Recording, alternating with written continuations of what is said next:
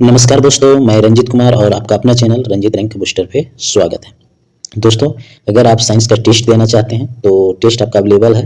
Total 10 test है, only 49 रुपये में। अगर आप लेना चाहते हैं तो इस नंबर पर कॉल कर सकते हैं या व्हाट्सएप मैसेज कर सकते हैं। ठीक है, अगर आप लेना चाहते हैं तो जरूर संपर्क करें। इस टेस्ट में आपका व्याख्या भी दिया गया है, बहुत अच्छी टेस्ट है। आप एग्जाम से पहले या 10 टेस्ट लगा के जरूर जाएँ।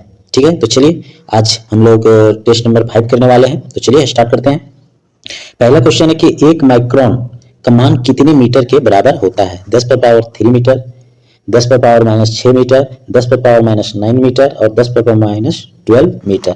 तो 1 माइक्रोन बराबर कितना होता है, तो यह आपको बताना है। तो जो 1 माइक्रोन के बराबर होता है वह 10 पर पावर माइनस 6 मीटर होता है। वहीं अगर हम लोग बात करें कि 10 पर पावर माइनस 9 जो होता है उसको 1 नैनो मीटर बोला जाता है। क्या बोला जाता है? 10 पर पावर 9 को 1 नैनो मीटर बोला जाता है। अच्छा, एक बात, माइक्रोन का जो उपयोग होता है वह कोशिका जैसे सूक्ष्म जीवों को मापने के लिए किया जाता है। अगर मैं बात करें 10 पर पावर माइनस 10 का, उसको 1 एंगस्ट्रॉम बोला जाता है। क्या बोला जाता है? 1 एंगस्ट्रॉम बोला जाता है, जिसे आप लोग तरंग दैर्घ्य को मापने के रूप में उपयोग करते हैं। तो ये बातें आप ध्यान रखिएगा। नेक्स्ट क्वेश्चन है कि लिफ्ट में बैठे व्यक्ति को अपना भार कब बढ़ा हुआ महसूस होता है? जब लिफ्ट समान वेग से ऊपर जा रही हो, जब लिफ्ट समान वेग से नीचे आ रही हो, जब लिफ्ट तेजी से ऊपर जा रही हो और जब लिफ्ट तेजी से नीचे आ रही हो। तो ये आपको बताना है। तो इसका जो आंसर होगा वह जब लिफ्ट तेजी से ऊपर जा रही हो तो व्यक्ति जो लिफ्ट में बैठा होता है उसे बढ़ा हुआ महसूस होता है। ठीक है, तो ये चीजें आप ध्यान रखिएगा। यदि लिफ्ट त्वरण के साथ ऊपर जाती है तो आभासी भार जो होता है वह W बराबर mg प्लस ये होता है। ये चीज आप ध्यान रखिएगा, एग्जाम में बहुत बार ये पूछा गया है। ठीक है, यदि लिफ्ट का डोरी टूट जाए तो व्यक्ति का जो भार होता है वह शून्य हो जाती है। ठीक है, वह शून्य महसूस करने लगता है। वहीं अगर बात करें समान वेग में भार में कोई परिवर्तन महसूस नहीं होता है। पानी की बूंदों के गोल होने का मुख्य कारण क्या है? आपको ये बताना है। सेहनता है या पृष्ठ तनाव है या प्रासरण है या गुरुत्वाकर्षण है? तो पानी की बूंदों की गोल होने का जो मुख्य कारण है वह आपका पृष्ठ तनाव है। ठीक है, क्या है? पृष्ठ तनाव है। पृष्ठ तनाव के कारण द्रव जो होता है वह अपना जो सतह, उसका जो क्षेत्र होता है वह न्यूनतम मतलब कम से कम करने की कोशिश करता है। ठीक है, तो ये होता है। अगर हम लोग बात करें कि जो गर्म सूप पीते हैं ठंडे के दिनों में, तो वह स्वादिष्ट क्यों लगता है? क्योंकि उसका पृष्ठ तनाव जो होता है, जब हम पीते हैं तो जीभ पे लगता है तो पृष्ठ तनाव कम हो जाता है, जिसके कारण वह हमें स्वादिष्ट लगता है। वही आप अगर ठंडे सूप को पीजिएगा तो उतना टेस्टी नहीं लगता। इसलिए हम लोग हमेशा मांगते हैं कि हमें गर्म सूप दीजिए, क्योंकि वो टेस्टी ज्यादा लगता है। जब वो जीभ पे जाता है तो गर्म चीज जो होता है वह पृष्ठ तनाव पूरे जीभ में फैल जाता है, जिसके कारण वह स्वादिष्ट लगता है। तो ये चीजें भी ध्यान में रखिएगा। एक चीज और ध्यान रखिएगा इसमें कि पानी में जो होता है, पानी में जब मिट्टी तेल हम लोग छिड़काव करते हैं तो मच्छरों का जो लार्वा होता है वह डूब जाता है। क्यों? क्योंकि तेल जो होता है वह पृष्ठ तनाव कम कर देता है। ठीक है, इसलिए वह डूब जाता है। तो ये भी आप ध्यान रखिएगा। दाढ़ी बनाने वाले दर्पण के रूप में किसका उपयोग किया जाता है? उत्तल दर्पण, समतल दर्पण या अवतल दर्पण या इनमें से कोई नहीं? तो क्या इसमें किया जाता है उपयोग?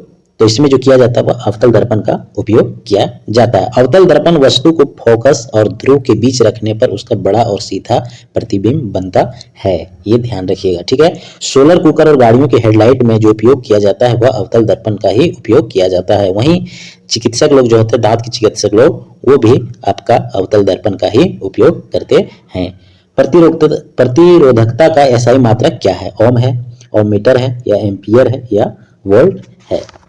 तो इसका जो आंसर हो जाएगा वह ओम मीटर हो जाएगा। क्या हो जाएगा? ओम मीटर। माने प्रतिरोधकता का जो एसआई मात्रक होता है वह ओम मीटर होता है। वहीं ओम का बोल है तो वह प्रतिरोध का मात्रक होता है। लेकिन विशिष्ट प्रतिरोध का मात्रक जो होता है वह ओम मीटर होता है। और प्रतिरोधकता पदार्थ की प्रकृति और तापमान पर निर्भर करती है और तार की जो लंबाई या मोटाई पर नहीं निर्भर करती है। चांदी की प्रतिरोधकता सबसे कम होती है, इसलिए यह सबसे अच्छा सुचालक होता है। परमाणु के नाभिक मॉडल में न्यूट्रॉन का द्रव्यमान किसके लगभग बराबर होता है? ये आपको बताना है। इलेक्ट्रॉन, प्रोटॉन या पॉजिट्रॉन या मेसॉन? तो किसके लगभग बराबर होता है? तो यह जो होता है, यह नाभिक मॉडल जो होता है वह प्रोटॉन के बराबर होता है। प्रोटॉन जो होता है वह धनावेशित होता है, जबकि न्यूट्रॉन जो होता है वह उदासीन होता है। ठीक है, इलेक्ट्रॉन का द्रव्यमान प्रोटॉन की तुलना में लगभग 1836 गुना कम होता है और परमाणु का लगभग सारा द्रव्यमान उसके नाभिक में केंद्रित होता है, मतलब इकट्ठा होता है, आप कह सकते हैं। निम्नलिखित में से कौन सा एक मिश्रण नहीं है? वायु, समुद्री जल, हीरा या पीतल? कौन सा जो मिश्रण नहीं है, ये आपको बताना है।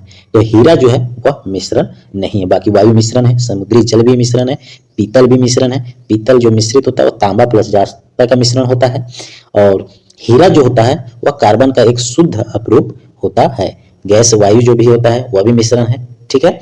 और समुद्री जल भी है, उसमें बहुत छोटे छोटे लवण और घुले होते हैं, इसलिए इसको भी हम लोग मिश्रण बोल सकते हैं। अम्ल और क्षार की अभिक्रिया से लवण और जल बनने की क्रिया क्या कहलाती है, ठीक है, ये आपको बताना। ऑक्सीकरण, उदासीकरण या अपचयन या विस्थापन, ठीक है।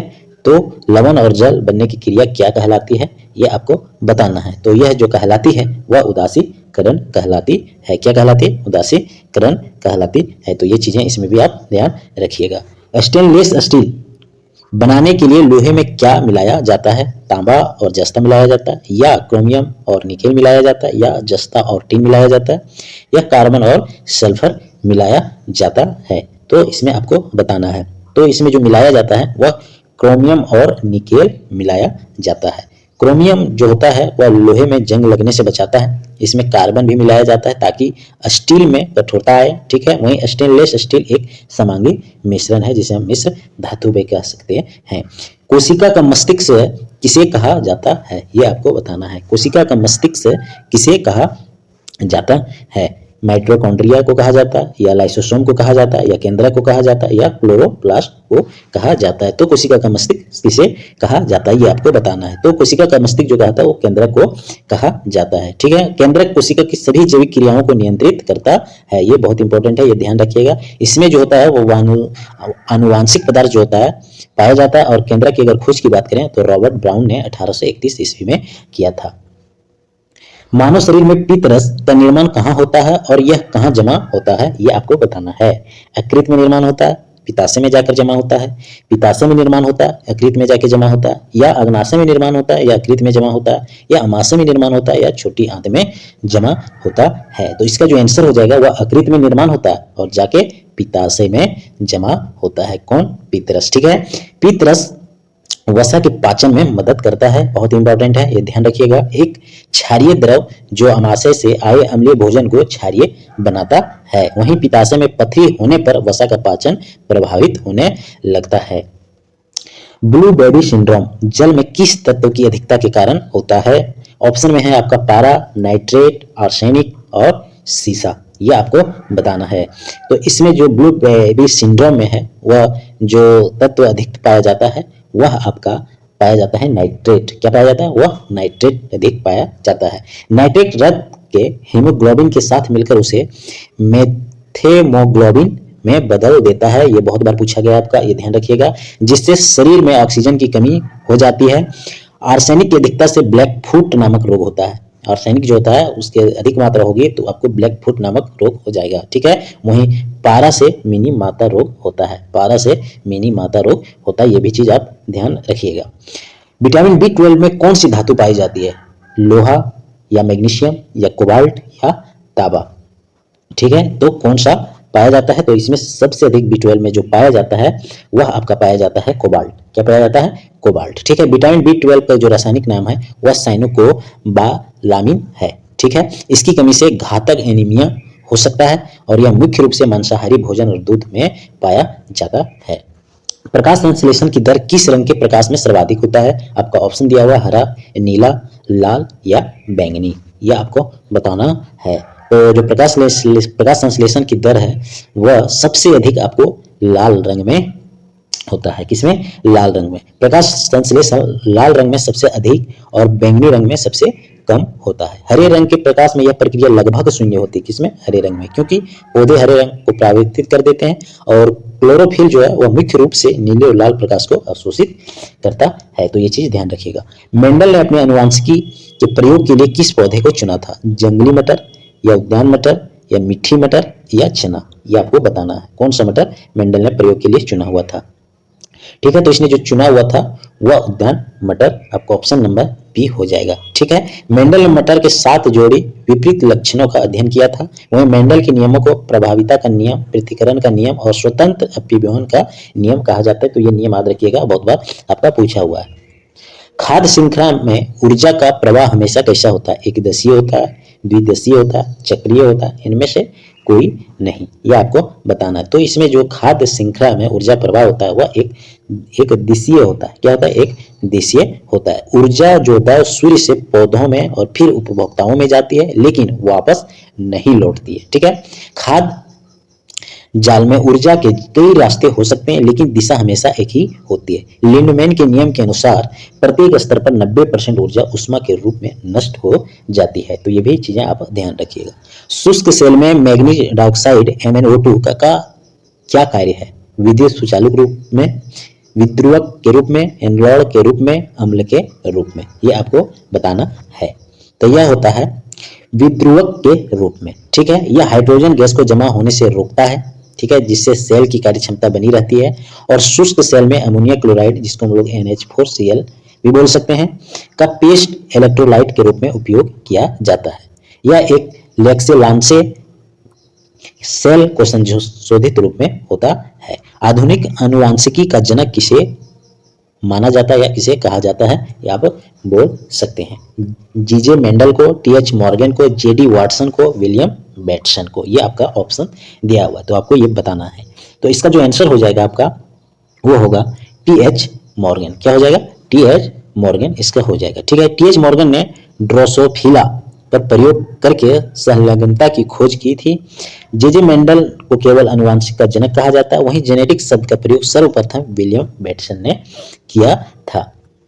श्वेत रक्त कणिकाओं का मुख्य कार्य क्या है? ऑक्सीजन ढोना, कार्बन डाइऑक्साइड ढोना, संक्रमण से लड़ना, रक्त का थक्का जमना, यह आपको बताना है। ठीक है, तो इसका जो आंसर होगा वह संक्रमण से लड़ना होगा। क्या होगा? संक्रमण से लड़ना। ठीक है, वहीं WBC का शरीर का सैनिक भी कहा जाता है। इनका निर्माण जो होता है, WBC का निर्माण, वह अस्थि मज्जा में होता है, ये भी ध्यान रखिएगा। रक्त के कैंसर में WB की संख्या अनियंत्रित रूप से बढ़ जाती है। क्योटो प्रोटोकॉल का मुख्य उद्देश्य क्या था? ओजोन परत संरक्षण, ग्रीन हाउस गैसों को उत्सर्जन में कमी, या जैव विविधता संरक्षण, या जल प्रदूषण को रोकना। ठीक है, तो ये आपको बताना है। तो क्योटो प्रोटोकॉल का जो मुख्य उद्देश्य था वह ग्रीन हाउस गैसों के उत्सर्जन में कमी होना, इसका आंसर हो जाएगा। सबसे पहले ये आप ध्यान रखिएगा कि यह 1997 में जापान में अपनाया गया था। ओजोन परत के लिए मॉन्ट्रियल प्रोटोकॉल प्रसिद्ध है। इसका मुख्य लक्ष्य जो है वह ग्लोबल वार्मिंग को नियंत्रित करना था। ठीक है, तो ये चीज आप ध्यान रखिएगा। अब हम लोग स्कोर कार्ड की बात करते हैं। अगर आपका 20 में से 18 से 20 के बीच में अगर सही हुआ है तो आपकी तैयारी बहुत ही उत्कृष्ट, बहुत ही अच्छी है और सिलेक्शन होने की पूरी संभावना है। वहीं अगर आपका 15 से 17 सही हो रहा है तो अच्छा प्रयास है, लेकिन थोड़ा आपको रिवीजन करने की जरूरत है। ठीक है, वहीं अगर 10 से 14 सही हो रहा है तो आप इसमें जब आप इस टॉपिक को जब आपने इस टेस्ट को लगाया तो जो क्वेश्चन आपका छूटा, जहां से गलत हुआ या आप नहीं कर पाए, आप उस टॉपिक को जाके पढ़िए आज। ठीक है, और खास करके विद्युत और आनुवांशिकी पे टॉपिक पे ज्यादा ध्यान दीजिएगा, यहाँ से प्रश्न ज्यादा पूछे जाते हैं। तो टेस्ट लगाने का मतलब यह है कि आप जब भी टेस्ट लगाएं, जो क्वेश्चन ना हो आज उसी टॉपिक को तुरंत रिवीजन करना है, तभी आपको मॉक टेस्ट लगाने का फायदा है, अन्यथा नहीं है। और जो क्वेश्चन नहीं बना उसको नोट कर लीजिए और सप्ताह में उसको एक बार रिवीजन कीजिए। बस सिलेक्शन लेने का यही तरीका है कि आप रिवीजन कितनी बार करते हैं एक ही चीज को। आप जितनी ज्यादा रिवीजन कीजिएगा सिलेक्शन आपको उतनी नजदीक पहुंचेगी। बस सिलेक्शन ही एकमात्र है सर, रिवीजन सिलेक्शन लेने का मतलब ही है आप रिवीजन कीजिए, बार बार कीजिए। मॉक टेस्ट तो हम दे ही रहे हैं और कंटिन्यू देंगे मॉक टेस्ट। अब हम जनरल स्टडी का जो 40 क्वेश्चन झारखंड उत्पाद सिपाही में पूछा जाएगा, अब मैं उसको लेके आ रहा हूँ। बस 1-2 दिन के अंदर मैं उसको भी दूंगा और आप बस मॉक टेस्ट लगाइए और जहां आपकी गलती हो रही प्रश्न या छूट रहे हैं प्रश्न, सीधा जाके आप उस टॉपिक को पढ़िए, अच्छे से पढ़िए और रिवीजन कीजिए। और अगर आप मेरे साथ मॉक टेस्ट लगाना चाहते हैं तो 49 रुपये मात्र आपको 10 टेस्ट दिए जाएंगे PDF मोड में, कि आपके रूप में व्हाट्सएप पे दिए जाएंगे। अगर आप लेना चाहते हैं तो इस नंबर पे संपर्क कीजिए या मैसेज कीजिए। ठीक है, अगर आज की वीडियो आपको अच्छा लगा हो तो शेयर सब्सक्राइब जरूर कीजिएगा, कमेंट जरूर कीजिएगा। और किस टॉपिक में आपको मॉक टेस्ट चाहिए आप कमेंट कीजिए, मैं लेके आऊंगा उस टॉपिक पे। तो चलिए आज का वीडियो यहीं पे समाप्त करते हैं। जय हिंद, जय जोहार।